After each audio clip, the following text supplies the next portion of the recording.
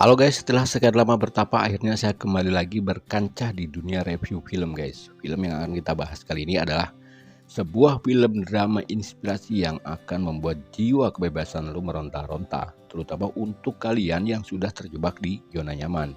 Misalnya kamu adalah seorang yang sudah terbiasa dengan rutinitas membosankan, pergi pagi pulang malam dan seterusnya, tanpa ada hal-hal luar biasa yang pernah kita lakukan. Nah, setelah nonton film ini, hati kebebasan atau freedom kita akan meronta-ronta guys, saya jamin. Tapi ya sudahlah, daripada kita ngabudah gak karuan, mending kita langsung saja simak bagaimana perjalanan dan keromatisan film Secret Life of Walter Mitty ini guys. Di sebuah kota yang indah tapi penuh dengan hiruk pikuk dan mobilitas yang sangat riweh, hiduplah seorang jomblo akut yang bernama Walter. Karena rutinitas dan tanggung jawabnya sebagai tulang punggung keluarga, dia sampai lupa apa itu asmara menggoda dan bergelora. Dia mencoba cari jodoh di internet, di mana dia sebenarnya sudah mengincar seorang janda bernama Cheryl. Karena ternyata si Walter ini adalah pecinta tahun kolot. Prinsip kelapa, makin tua makin banyak santannya katanya. Biarpun seorang janda, yang penting dia punya STNK, senajan tuwek ning keset. Ini merupakan teman kerjanya, namun begitu dia melihat selera pria pujaan Cheryl, rupanya Cheryl menyukai pria-pria yang mempunyai jiwa petualangan dan penjelajah. Dan setelah Walter sengaja mengirim pesan suka kepada Cheryl, ternyata dia ditolak oleh aplikasi online tersebut karena data Walter tidak sesuai dengan tipe seorang petualang dan hanya seorang pekerja kantoran yang gak pernah kemana-mana. Pagi macet, sampai kantor, kerja, pulang malam, macet lagi, sampai rumah, mandi, makan, tidur, bangun lagi, dan begitu seterusnya dan begitu seterusnya. Sambil berangkat kerja, Walter terus menelpon aplikasi biro jodoh yang dia telepon tadi pagi. Dan menurut sang operator, Walter harus mengisi dulu data-data yang sesuai dengan kriteria. Misalnya, hal-hal luar biasa apa yang pernah dia lakukan, petualangan kemana saja yang pernah dia alami, dan sebagainya dan sebagainya. Waktu pun berlalu, sesampainya di kantor, Walter menerima kado hadiah dari sahabatnya sekaligus partner dan juga rekan kerjanya yang kita sebut saja Mang Tatang. Yang selama ini Mang Tatang lah yang menyuplai foto-foto petualangan yang luar biasa sebagai bahan rekomendasi untuk majalah Life tempat Walter bekerja.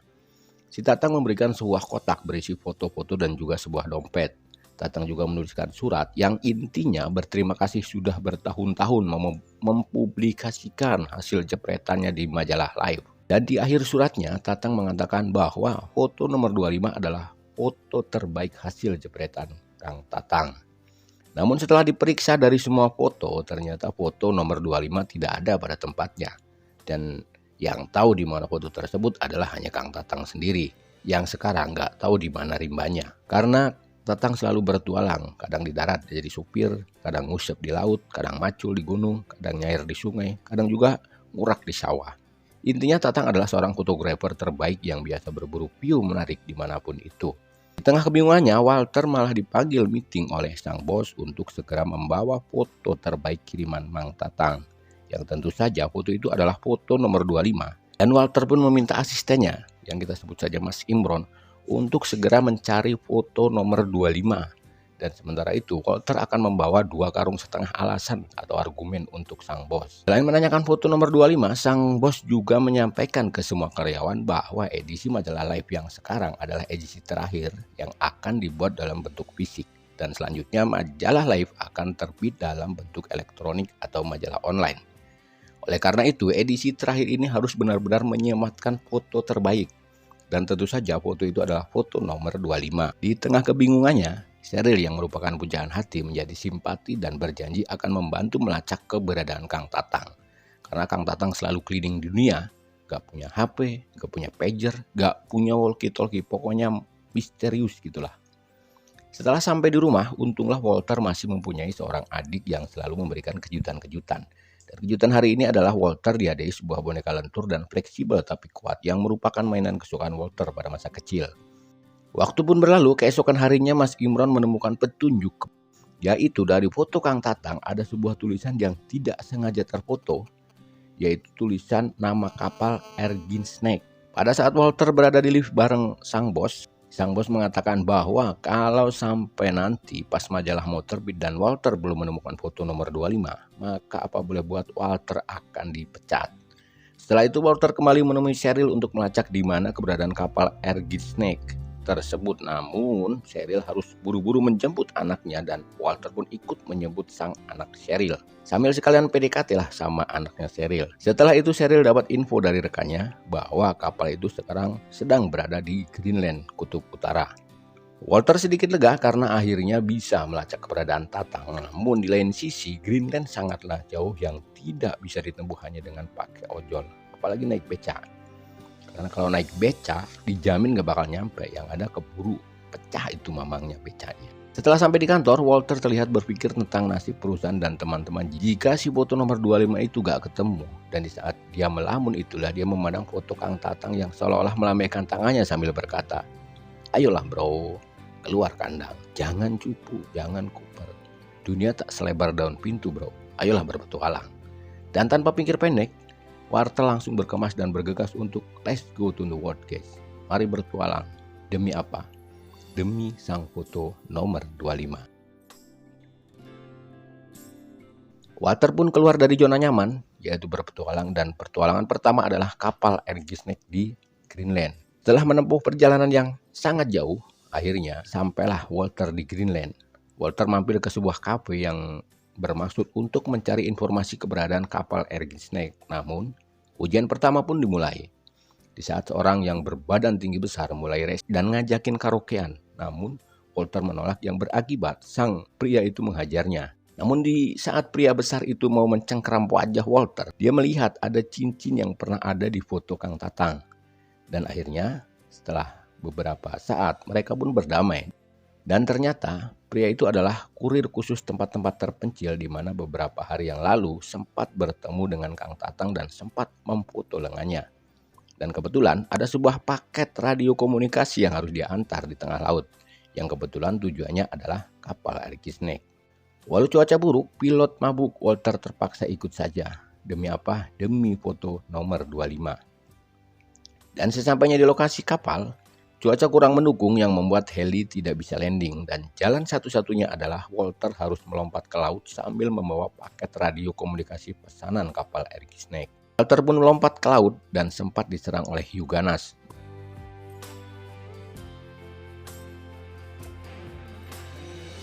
Walter pun bertemu dengan kapten kapal dan menanyakan keberadaan Kang Tatang. Namun menurut sang kapten, Tatang sudah berpindah ke kapal lain beberapa hari yang lalu. Namun karena paket radio yang Walter bawa kecebur ke laut, sang kapten tidak bisa berkomunikasi dengan kapal lain dan terpaksa Walter harus menunggu sampai kapal itu berlabuh kembali ke daratan. Di sela-sela waktu, Walter ngobrol dengan kru kapal yang lain dan seorang kru kapal memberikan kue yang menurutnya kue itu adalah pemberian dari Kang Tatang. Dan tanpa sengaja, di kertas pembungkus kue itu tertulis sebuah tempat yang mungkin menjadi tujuan Kang Tatang selanjutnya. Dan nama tempat itu adalah Gunung Eyjafjallajökull yang merupakan sebuah gunung di Islandia. Sesampainya di darat, Walter kembali melanjutkan perjalanan dengan sepeda yang merupakan alat transportasi satu-satunya di tempat itu. Dan itu pun dia harus berebut dengan yang lain. Dan di saat Walter sedang asik goes untuk jantung sehat tapi knalpot lecet, tiba-tiba ada telepon dari operator kencan online-nya menanyakan keberadaannya saat ini. Dan alangkah terkejutnya sang operator setelah tahu bahwa dia baru saja dari Greenland, terbang dengan badai dan pria mabuk, terjun ke laut dan hampir dimakan hiu. Kemudian sekarang Walter sedang menuju ke Islandia.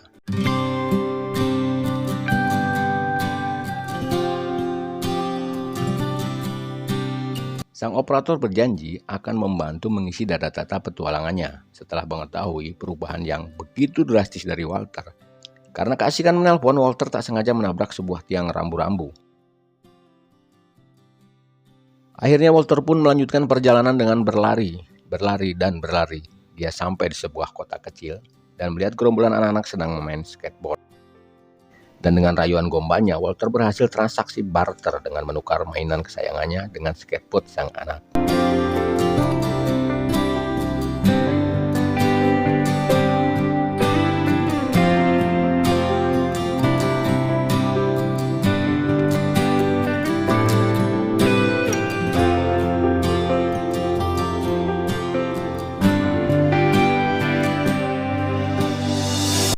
Setelah sampai di sebuah kota di lereng gunung Eyjafjallajökull, Walter terkejut karena kota itu sudah seperti kota mati yang tidak berpenghuni.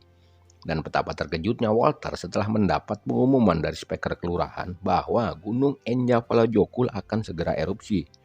Untunglah nasib baik masih berpihak karena masih ada seorang warga yang juga telat informasi sehingga Walter pun masih bisa selamat di tengah erupsi Gunung Merapi tersebut. Tak lama kemudian Walter mendapatkan telepon dari sang bos yang menyatakan tentang keberadaan foto nomor 25, dan setelah dengan berbagai petualangan panjang yang menyakitkan, Walter pun harus pulang dengan tangan kosong. Sesampainya di kantor, Walter melihat para karyawan yang sedang beberes dan banyak yang dipecat sebagai imbas dari peralihan majalah fisik ke elektronik atau online. Maka beberapa bagian yang dianggap tidak perlu lagi harus diberhentikan. Dan di saat itulah Walter bertemu dengan sang bos yang kembali menanyakan foto nomor 25. Dan karena sampai saat ini Walter belum bisa menemukannya, maka dia pun dipecat juga. Walau Walter sudah misu-misu dan gedek gak karuan karena merasa pengabdiannya tidak dihargai, namun sang bos tetap memecatnya. Walter juga bertemu dengan asistennya yaitu Mas Imron yang juga mengatakan bahwa selain banyak karyawan yang resign, ternyata Sheryl pun juga ikut dipecat. Mendengar Sheryl dipecat, Walter langsung menuju rumah Sheryl dengan maksud curhat sekaligus memberikan hadiah skateboard Islandianya. Namun begitu sampai di rumah Sheryl, alangkah terkejutnya Walter tatkala membuka pintu dan di balik pintu adalah mantan suami alias pepotongan Sheryl. Walter menganggap bahwa Sheryl ternyata sudah balikan nang mantan maning son. Tentu saja Walter merasa cemburu dan patah empedu. Tanpa pikir panjang dia pun langsung bergegas pergi sebelum bertemu Sheryl.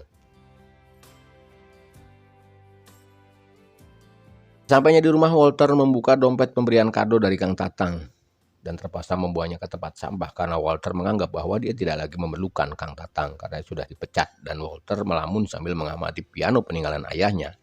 Dan tak sengaja dia baru menyadari bahwa salah satu foto karya Kang Tatang adalah foto piano ayahnya, yang berarti Tatang pernah ke rumahnya. Kemudian Walter menanyakan hal tersebut ke ibunya dan ternyata benar, Tatang beberapa hari lalu pernah ke rumah dan memfoto piano tersebut. Tatang juga berkata bahwa Walter sangat berjasa dalam hidupnya karena Walter lah yang bisa membuat foto-foto Kang Tatang bisa dinikmati banyak orang dan menjadi mahakarya yang terkenal. Dan sebelum pulang, Tatang juga mengatakan kepada ibu Walter bahwa Tatang akan berpetualang ke Gunung Himalaya untuk mempotret harimau gunung di sana. Setelah mencari keberadaan Gunung Himalaya di internet, Walter pun kembali mempersiapkan segala sesuatunya untuk kembali berpetualang menuju Gunung Himalaya. Setelah melintasi laut, gunung, dan udara, akhirnya Walter sampai di lereng Gunung Himalaya. Dan dengan ditemani oleh penduduk pribumi, Walter terus menelusuri lembah curam dan terjal demi menemukan Kang Tatang dan mendapat informasi tentang keberadaan foto nomor 25.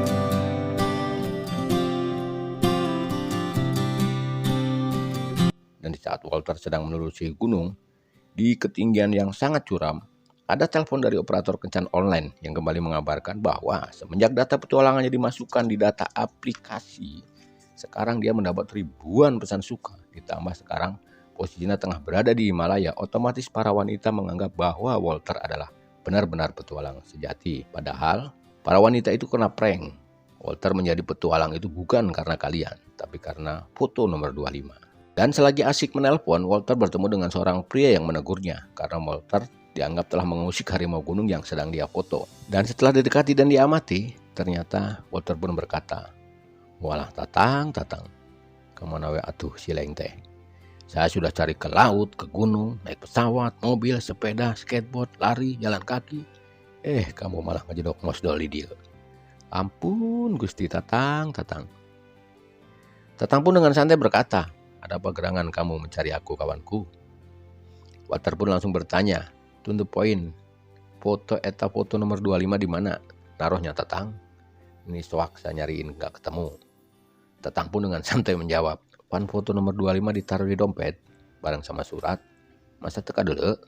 Tang dompet na duitan gitu."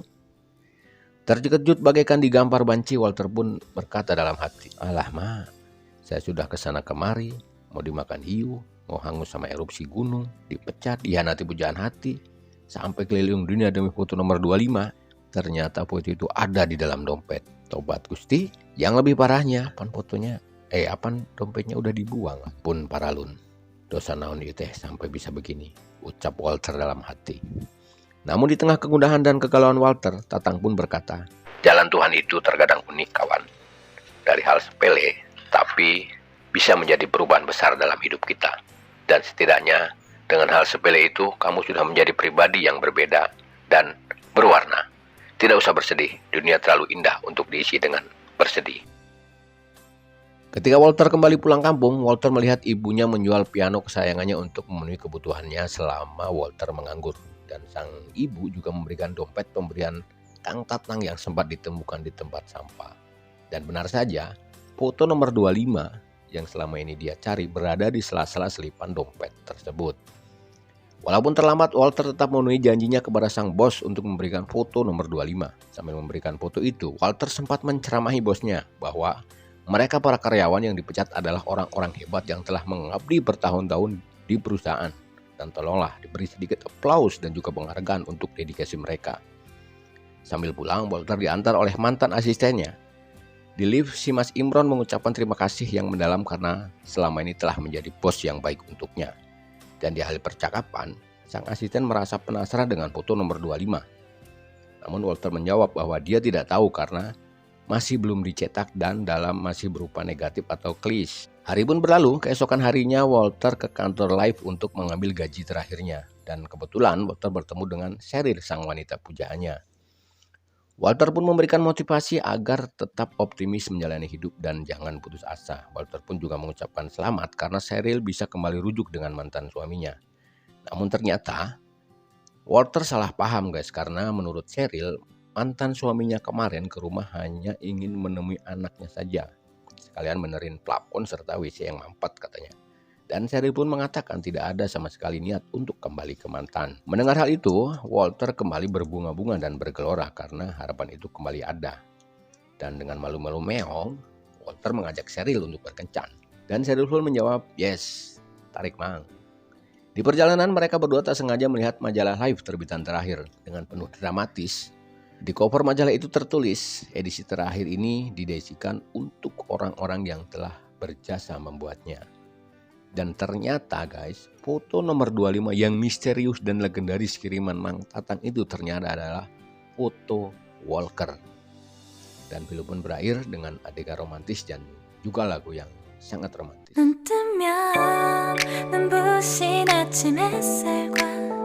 Terlepas dari dramatisasi lokasi dengan adegan atau hal-hal yang menurut saya agak sedikit dipaksakan, namun drama ini sangat menyentuh dan bisa membuka wawasan dan pola pikir kita bahwa ternyata dunia itu tak sesempit dan sederhana yang kita bayangkan, karena masih banyak hal-hal luar biasa yang belum pernah kita coba. Dan untuk Anda yang sekarang berada di posisi zona nyaman, ya kalau memang Anda masih menikmati, ya nikmati saja. Tapi kalau Anda sudah mulai bosan dengan zona nyaman tersebut, silakan untuk mencoba hal-hal baru yang membuat kalian bisa memberi nuansa baru dalam hidup. Namun tentunya dengan berbagai macam pertimbangan dan perhitungan. Karena keluar dari zona nyaman adalah hal yang sangat-sangat menakutkan, terutama untuk Anda yang belum siap menghadapi beratnya tantangan dan kerasnya perjuangan di luar. Dan apapun keputusannya, semua terserah Anda karena hidup Anda adalah pilihan. Pilihan kita hari ini menentukan hasil kemudian hari. Apapun itu. Terima kasih sudah menonton. Mohon maaf kalau ada salah kata. Jangan lupa subscribe, like, share, komen. Saya Hendrik, salam hangat untuk orang-orang yang Anda sayangi. Wassalam.